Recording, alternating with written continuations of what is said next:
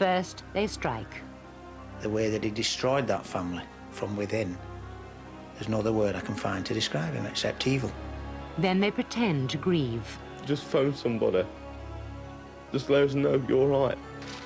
They appeal for help. He knew that there was no way that a person can come back from the dead and make a phone call and say, yes, everything's fine. But hide the truth. We do not understand why our daughter has been murdered. I didn't think there was no person on this earth could do that to a child. Tonight, crocodile tears. Help find whoever shot my husband. Please come forward. The killers caught in the spotlight. The killers trapped in a web of their own deceit.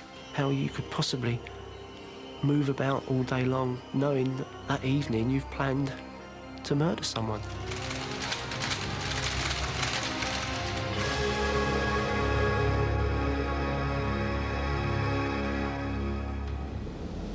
It was a unique case, and one that would remain a mystery for 8 years. It would finally be solved in an unprecedented sting by one woman's determination and a detective who was prepared to take the biggest gamble of his career. Cirencester? They got out of a plastic bag down on the water in Cirencester. A bag? Oh, I bet they've done her fingerprints already. It's been a long time, actually. It doesn't matter. What, in water? It doesn't matter. If it's her, it's her.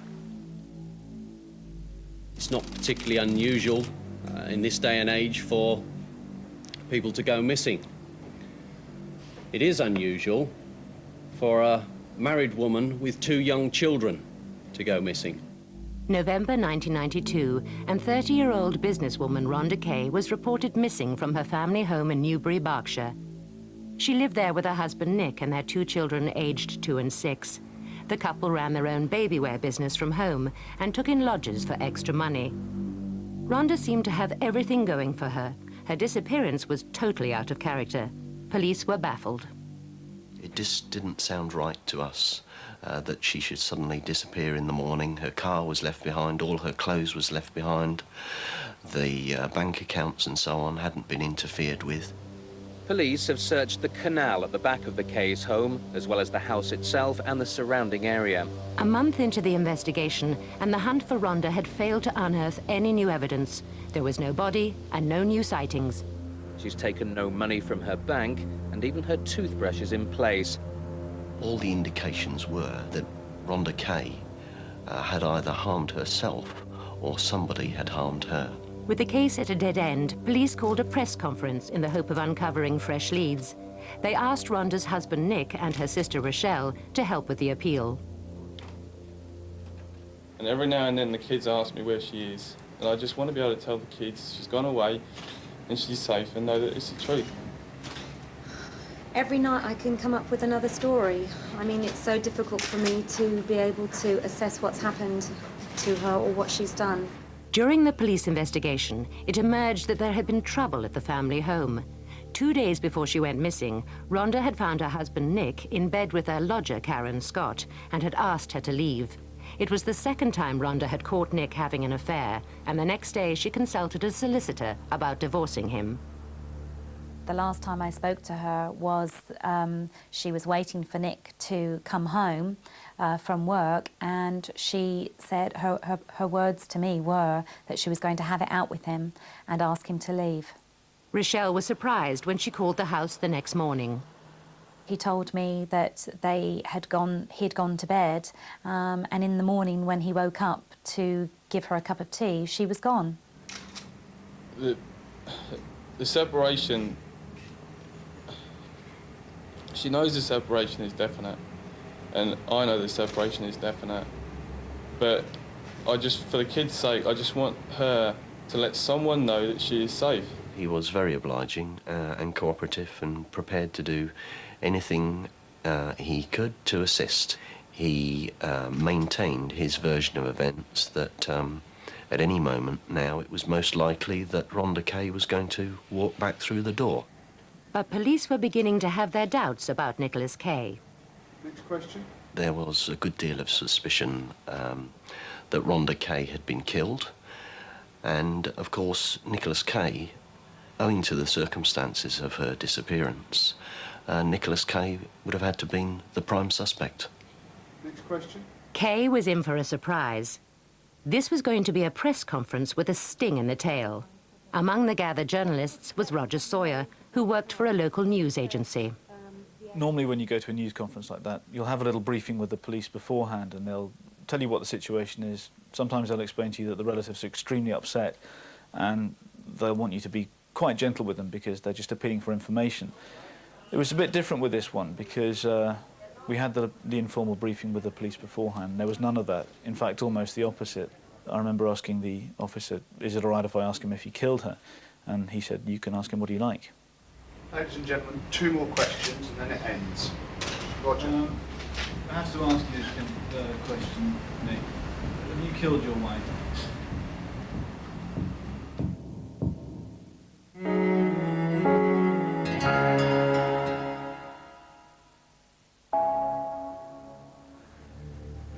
Rhonda Kay had mysteriously disappeared from her family home in Newbury, Berkshire. The finger of suspicion was pointing at her husband. Gentlemen, 2 more questions and then it ends. At a press conference, a journalist was given the go-ahead to ask the question everyone wanted answered. Have you killed your wife? What do you think? I was a bit surprised by that, but I just asked him then, please answer the question. Just answer the question. No, I have not killed my wife. I was really pleased that that particular question did come out because it was one of the questions that I wanted to ask myself. I didn't expect the answer that he gave. I would have liked a much more sincere and concerned answer. I think a lot of people watching that interview would have expected to see some genuine signs of distress on his part. What do you think?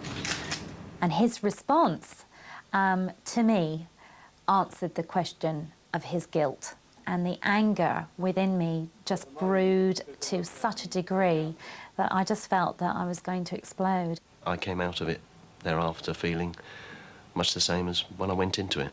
I suspected that she had been murdered, and I felt it was only a matter of time before we found her body. The appeal may have reinforced people's suspicions, but it brought forward no witnesses or new leads. There was simply nothing for the police to work on. Kay was free to go. He returned home to the house that he had shared with his wife, but now shared with his lover, Karen Scott. In fact, it would emerge that she had returned to the house just 2 days after Rhonda went missing, and that Rhonda's possessions had been sold or burnt. I understood very clearly that Rhonda was never going to come back. Kay later married Karen Scott. It would be news to hear. We've really had a belly full of all this, to be honest. With no body and no evidence, the investigation into Rhonda's disappearance went cold. For 7 years, there were no sightings of Rhonda. Rochelle was battling to keep the investigation alive, but despite routine police reviews, the case had come to nothing.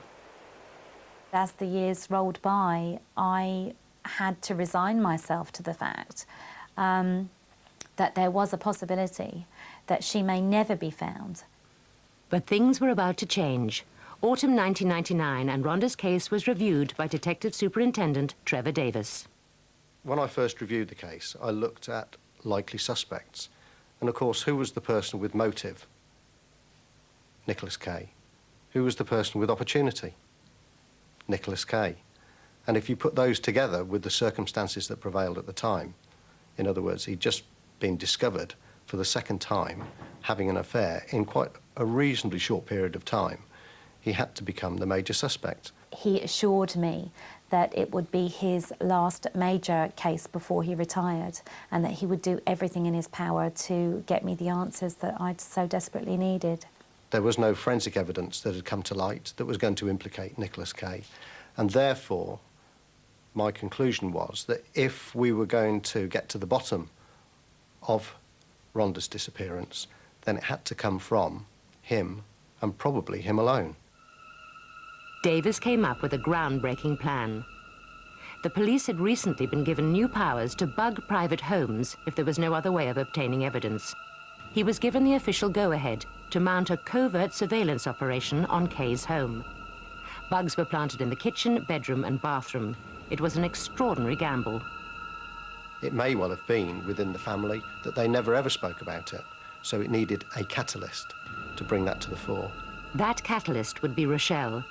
Davis scripted a phone call during which Rochelle would tell Kay that remains had been found.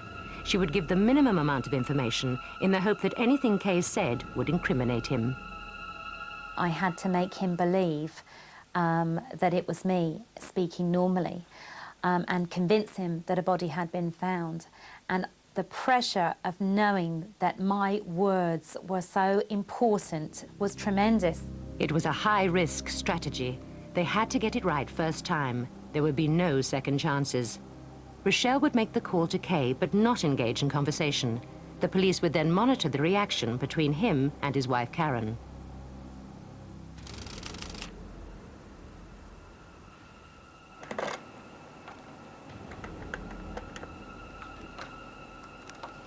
Hello, Nick. It's Rochelle. The police have been down to see me. They found some remains and have taken some DNA samples. I hope they get you this time, you bastard. What the surveillance team were about to hear was dynamite. What? That was Rochelle. What? That was Rochelle. What did she say? Hold on a minute. Got her out of the plastic bag down on the water in Cirencester. A bag? Oh, I bet they've done her fingerprints already. It's been down there a long time. It doesn't matter. Yeah, it'll all be circumstantial though, won't it? Oh, God. I can't take this. Yes, but putting it in a plastic bag looks suspicious. If they look in the bottom of the river, there's pebbles.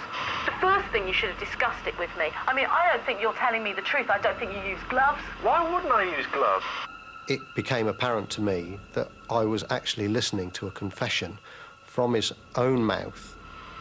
You don't know it. They could have found slight forensic evidence in the van. They could have found slight forensic evidence on the walls in the bedroom as well.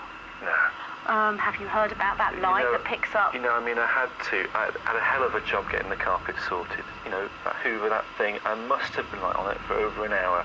I must have done all of it.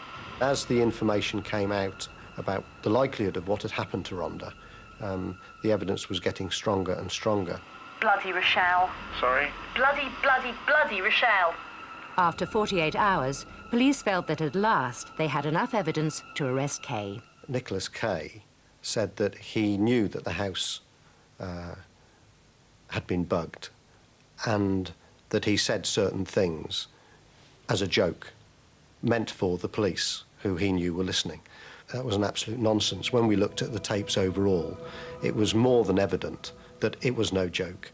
Nicholas Kay was charged with the murder of his wife, Rhonda. There was no evidence to implicate his current wife, Karen. In the recorded conversations, there were references to a body in water near Cirencester.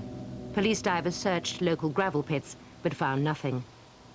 In a 30-square-mile area, the chances of ever finding Rhonda's body are remote.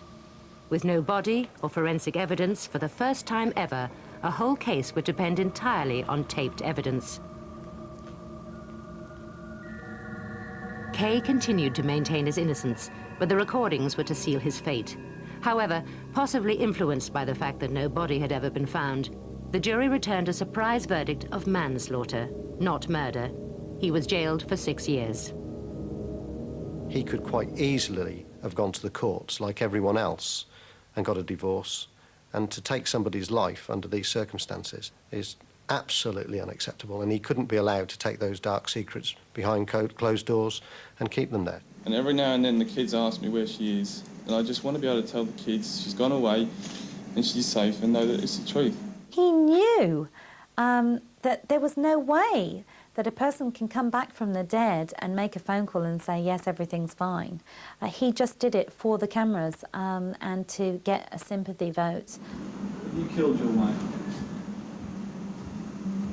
What do you think? Just answer the question. No, I have not killed her.